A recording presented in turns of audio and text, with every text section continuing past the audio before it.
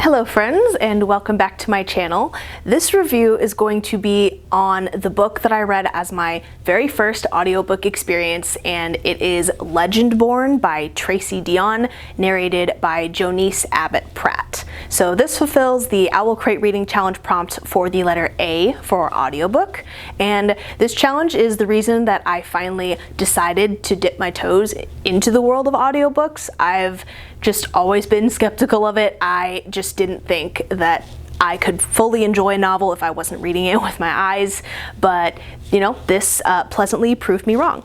Legendborn is a sort of retelling slash reimagining of Arthurian legend set in our modern world with magic, and the point of view character is Bree Matthews, who is attending University of North Carolina at Chapel Hill, and basically her first night on campus she goes to this party where she sees this demon feeding off of human energy, and then she sees a couple of students use magic to destroy the demon, and one of the students named Selwyn Kane attempts unsuccessfully to erase her memories of the incident, and from there she becomes entangled in the world of the Legendborn. And the Legendborn are young men and women that are part of a secret society made up of descendants of King Arthur's Knights of the Round Table and the people who serve them, and their mission is basically to protect humanity against the threat of shadowborn demons. So Bree ends up joining the Order of the Round Table under false pretenses, basically, in order to figure out more about the mystery surrounding the death of her mom, which she has reason to believe, you know, isn't as cut and dry as the police reports make it sound. There is romance, you know, intrigue, action, a lot of world building, and an in-depth magic system and hierarchy.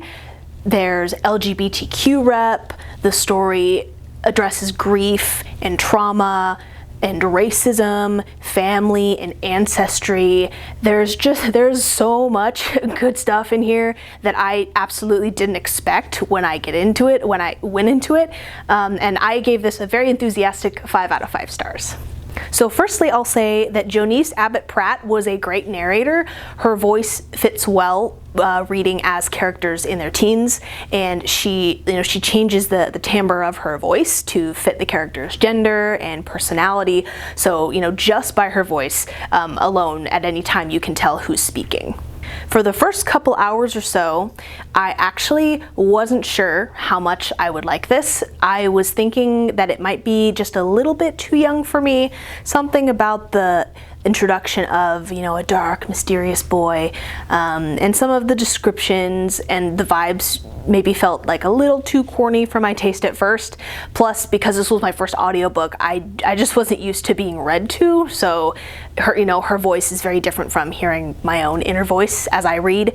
But once I got accustomed to that and started, you know, internalizing all of the terms, and there are a lot of terms in this world to keep track of, I really got into it. And in addition to the great fantasy elements, I really wasn't expecting there to be such heavy and impactful commentary about grief and loss and belonging, about, you know, race and class, and it was just so well done.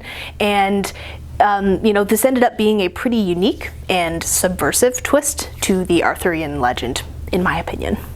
Bree is a very believable character. She, you know, discovers that she has some sort of ability, but she doesn't just become a powerhouse.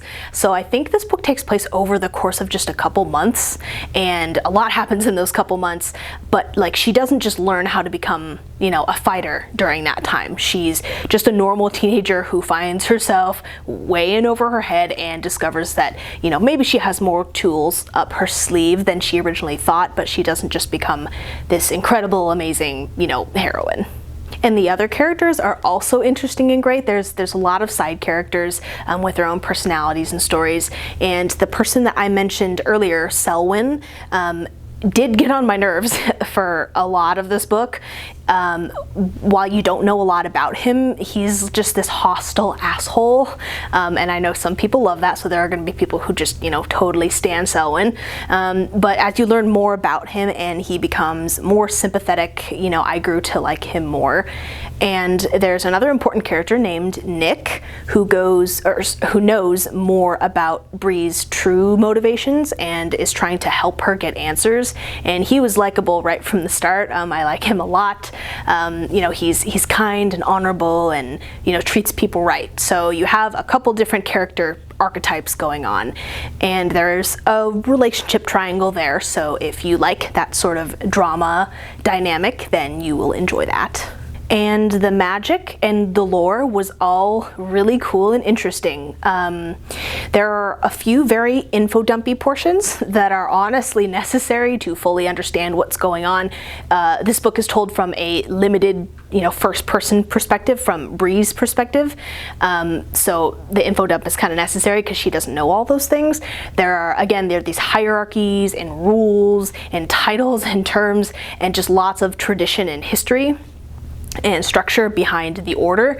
And this is one aspect where I think I could have kept better track of everything if I was reading the physical book, and I could see how things were spelt. I could flip back and reread things easier. I often read this while I was on my run or while I was doing other stuff like cooking or chores where I couldn't take notes, so that made it a little bit trickier to keep track of things. And so there are a decent handful of words and phrases that are, I believe, in Welsh. So in which case I'm really glad I listened to the audiobook.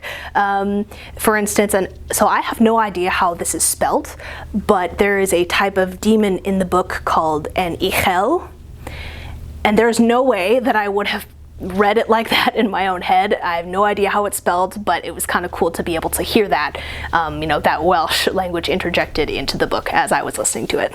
I was just really enthralled by this secret world, and then, partway through, something else kind of comes along that takes your attention a little bit away from the magic of the order, and it just it came out of left field, and I was just enthralled by that too.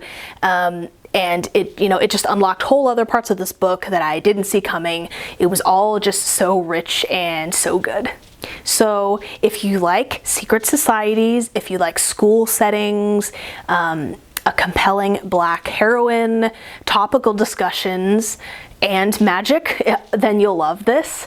I'm really glad that my first foray into audiobooks was with this one. 5 out of 5 stars. It really has encouraged me to continue listening to audiobooks. I have continued listening to audiobooks since, and it's particularly nice while I am, doing chores around the house or, going for a run. So thank you guys so much for watching. With this video, this is my final Owlcrate reading challenge book. So eventually I will make a video kind of going over all of the books that I read for this challenge, maybe my favorites, things that I've learned. And thank you guys so much. If you happen to have watched a lot of the videos, I really appreciate it. It was a fun challenge for myself that I got to set the pace on. And feel free to do the Owlcrate reading challenge on your own if you want to, and link the videos below. I think it would be really fun to see what other people chose for this. So thank you guys so much for watching, and I will see you next time. Bye!